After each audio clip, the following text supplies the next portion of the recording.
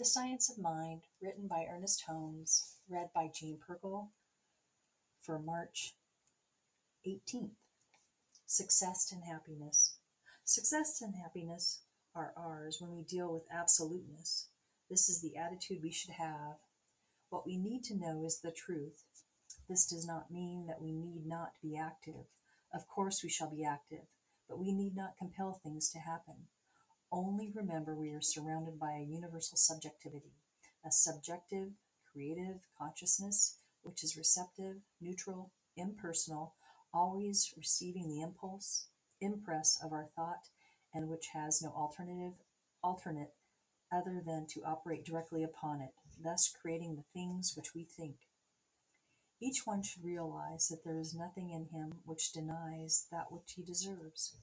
Our unity with good is not established while there is anything in us which denies it. People often say, "How shall I know when I know?" The very fact that one can ask this proves he does not know, for when he knows that he knows, he can prove his knowing by doing. Thought sets definite forces in motion in mind relative to the individual who thinks.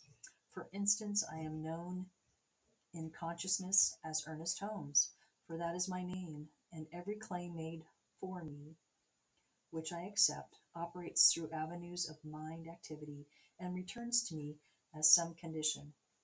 A good demonstration is made when truth, gathering its own power, lifts one out of his environment, and until that time comes, he should stay where he is, in order that he may know when he has made a demonstration.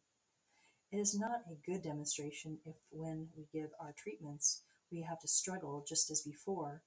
Principle is absolute, and insofar as any individual can actually induce, within consciousness, upon principle, a definite, concrete acceptance of his desire, it will manifest, even though every thought on earth had to change to compel it. If it were not a bit of information that was needed for the demonstration that only one person on earth knew, and that person was in the center of Africa, the information would be produced.